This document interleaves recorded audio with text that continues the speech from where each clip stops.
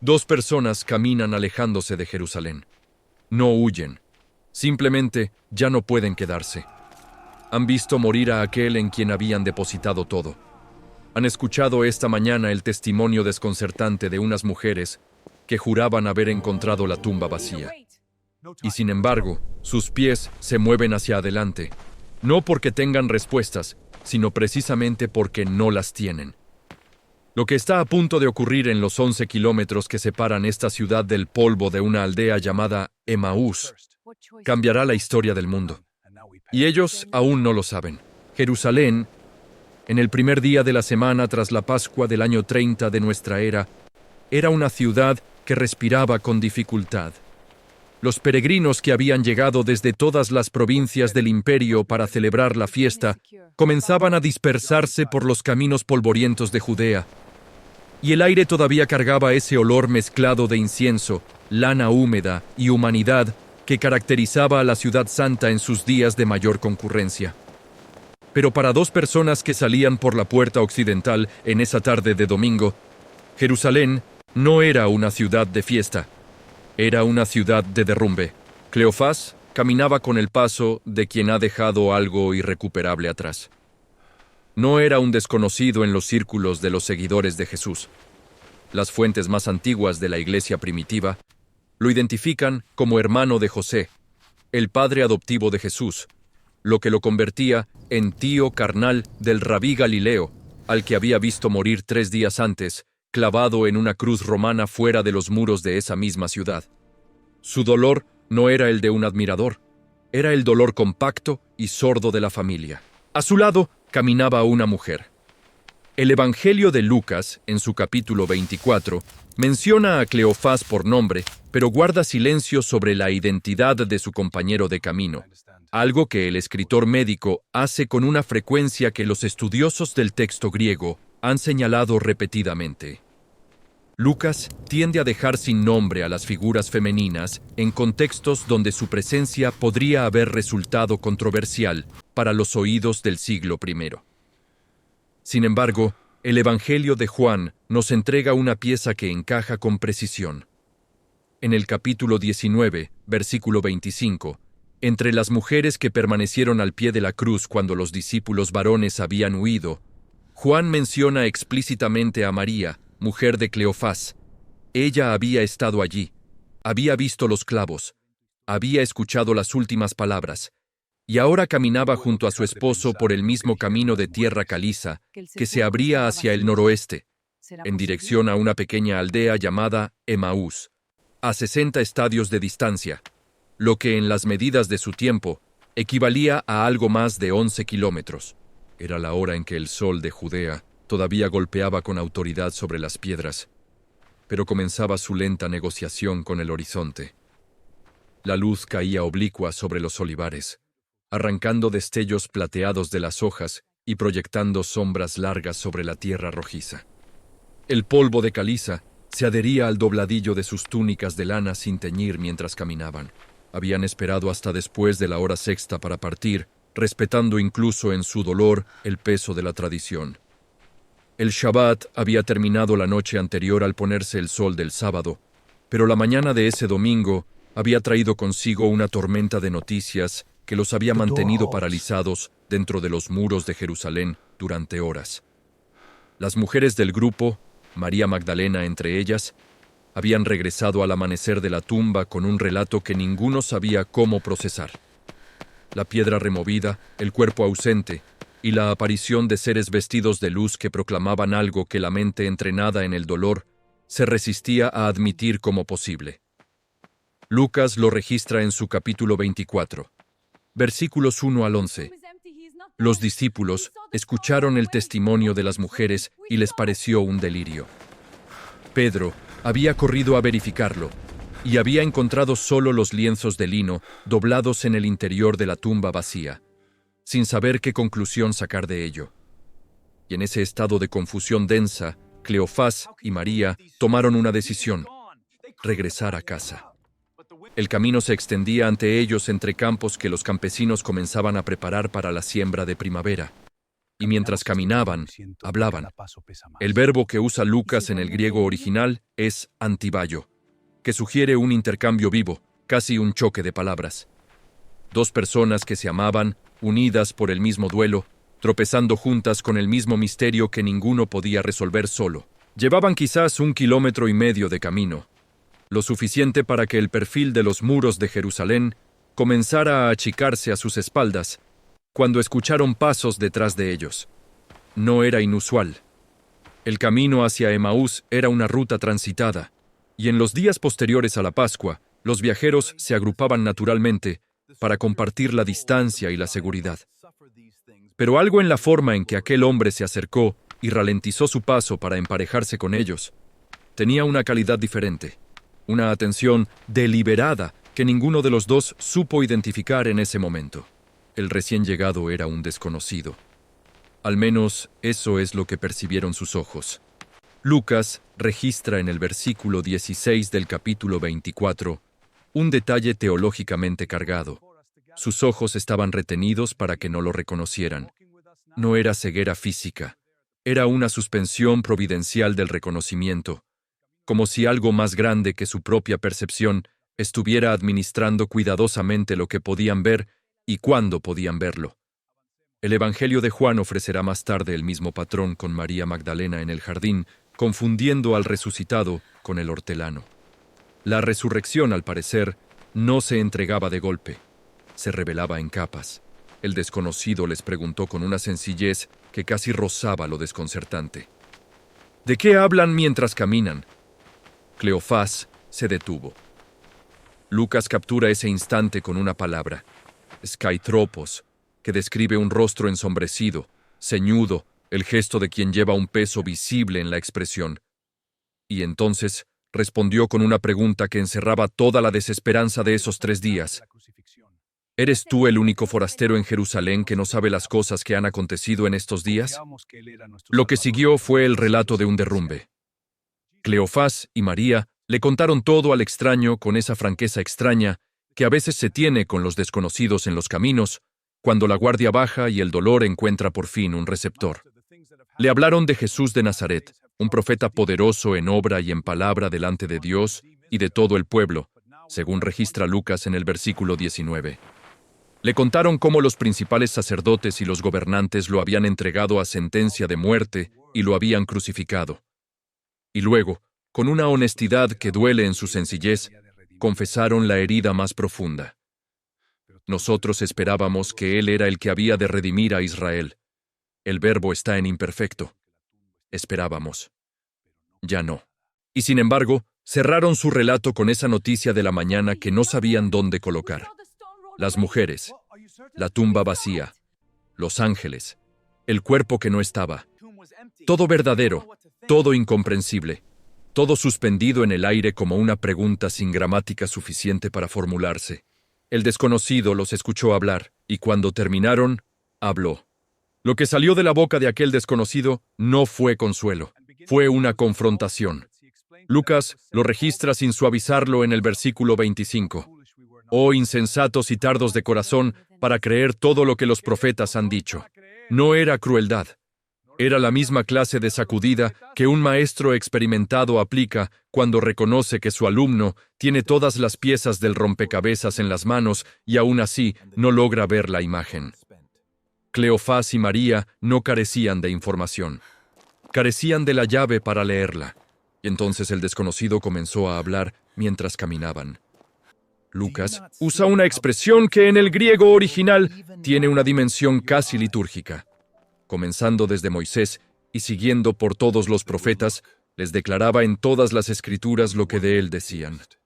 No fue una cita aislada, fue una travesía completa por la biblioteca más antigua del mundo, releída desde una clave que ningún rabí de Jerusalén había propuesto de esa manera. Mientras sus sandalias levantaban el polvo del camino y el sol de la tarde comenzaba a ceder su verticalidad, aquel hombre les mostró que la cruz no había sido una derrota, sino el cumplimiento de una arquitectura narrativa construida durante siglos. Les habló del siervo sufriente que Isaías describió en su capítulo 53 con una precisión que escalofría. despreciado y desechado entre los hombres, varón de dolores, experimentado en quebranto, herido por nuestras rebeliones, molido por nuestros pecados. Les habló del Salmo 22, ese grito de desolación que comienza con las mismas palabras que Jesús pronunció desde la cruz. Dios mío, ¿por qué me has abandonado? Un salmo escrito por David 1000 años antes, que describe con detalle perturbador las manos y los pies horadados, la ropa repartida a suertes, los huesos dislocados. Les habló de Zacarías, que en su capítulo 12 había profetizado que mirarían a aquel a quien traspasaron. Les habló del Salmo 16, donde David escribe que Dios no permitirá que su santo vea corrupción. Un versículo que Pedro citaría semanas más tarde en Pentecostés, como prueba directa de la resurrección. La cátedra era el camino mismo. No había sinagoga, no había pergaminos desplegados sobre una mesa, no había lámpara de aceite iluminando un texto. Solo el sol de Judea cayendo sobre 3 figuras en movimiento y una voz que iba cosiendo los fragmentos dispersos de una historia que resultaba ser una sola historia.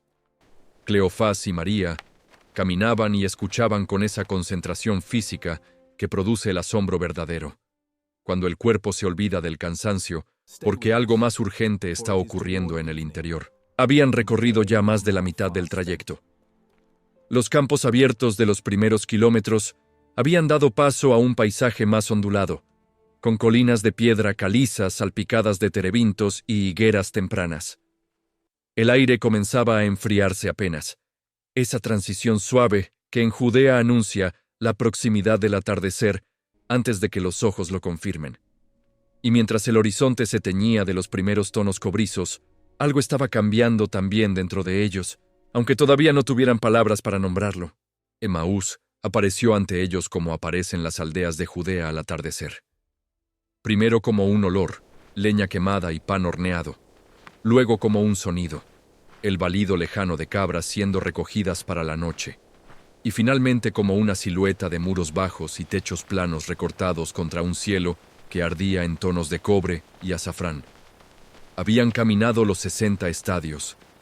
Sus pies lo sabían aunque su mente hubiera estado en otro lugar durante casi todo el trayecto. El desconocido hizo ademán de continuar. Lucas lo registra con delicadeza en el versículo 28 del capítulo 24. Él hizo como que iba más lejos. No era engaño. Era una invitación disfrazada de despedida. La misma pedagogía que había usado durante todo el camino. Nunca imponiendo, siempre esperando que el movimiento viniera del interior. Y Cleofás y María respondieron con esa hospitalidad que en el siglo I no era un gesto de cortesía sino una obligación moral profundamente enraizada en la tradición de Israel. Desde Abraham, recibiendo a los 3 visitantes en Mamré, el pueblo hebreo entendía que el extranjero podía ser portador de algo sagrado. Ruégale que se quede con nosotros, porque se hace tarde y el día ya ha declinado. La hora dorada estaba cayendo y ningún viajero debía quedar sin techo cuando el sol tocaba el horizonte. Entraron a la casa. Probablemente era la residencia familiar de Cleofás y María en Emaús. Una construcción sencilla de piedra sin tallar, con el suelo de tierra apisonada, una lámpara de aceite colgada de una viga de madera de sicomoro y una mesa baja rodeada de cojines de lana, donde los comensales se reclinaban según la costumbre del tiempo. María preparó lo que había: pan, quizás aceitunas, quizás algo de queso seco. La cena de los pobres honestos del siglo I no necesitaba más que eso para ser una cena completa. Y entonces ocurrió. El desconocido tomó el pan. Lucas usa 4 verbos que cualquier cristiano del primer siglo habría reconocido de inmediato como un eco exacto de lo ocurrido en el aposento alto apenas 4 días antes. Tomó el pan, lo bendijo, lo partió y lo dio. El mismo gesto, la misma secuencia, como una firma. Y en ese instante preciso, en el versículo 31, Lucas escribe que los ojos de ellos fueron abiertos y le reconocieron. No fue un proceso gradual. Fue un instante de ruptura total, como cuando los ojos finalmente resuelven la imagen oculta en un patrón que han estado mirando sin ver. Pero él desapareció de su vista. La presencia física se retiró en el mismo momento en que el reconocimiento llegó, como si la visión corporal hubiera sido siempre el medio y nunca el fin. Y en el silencio que siguió, con el pan todavía caliente entre sus manos y la lámpara de aceite proyectando sombras temblorosas sobre los muros de piedra, Cleofás y María se miraron con esa mezcla de asombro y vergüenza luminosa que produce la comprensión tardía. Y dijeron el uno al otro: ¿no ardía nuestro corazón en nosotros mientras nos hablaba en el camino y cuando nos abría las Escrituras? El fuego había estado ahí todo el tiempo, solo que no sabían identificarlo mientras ardía. No hubo deliberación. No hubo discusión sobre el cansancio acumulado de un día que había comenzado con confusión y tristeza y había terminado con el universo partido en dos. Cleofás y María se pusieron de pie en esa misma hora, como registra Lucas en el versículo 33 del capítulo 24, y la expresión no es metafórica. En esa misma hora, con el pan todavía sobre la mesa y la lámpara todavía encendida, y las sandalias todavía marcadas por el polvo del camino de ida. Afuera, Emaús dormía bajo una luna que en los días posteriores a la Pascua judía estaba en su fase casi llena, lo que en términos prácticos significaba que el camino de regreso a Jerusalén no sería oscuridad, sino una claridad plateada derramada sobre la piedra caliza, suficiente para correr. Y corrieron. O caminaron con esa urgencia que en el cuerpo se siente como correr, ese paso que el gozo impone cuando la noticia que se carga es demasiado grande para ser transportada despacio. 11 kilómetros de regreso, los mismos campos, los mismos olivares, las mismas colinas onduladas, pero vistos ahora desde el otro lado de un acontecimiento que lo había reordenado todo. No hay registro de lo que hablaron durante ese trayecto nocturno. Lucas los lleva directamente a su destino, con la economía narrativa que caracteriza su estilo cuando la acción es más elocuente que las palabras. Lo que sí registra es lo que encontraron al llegar.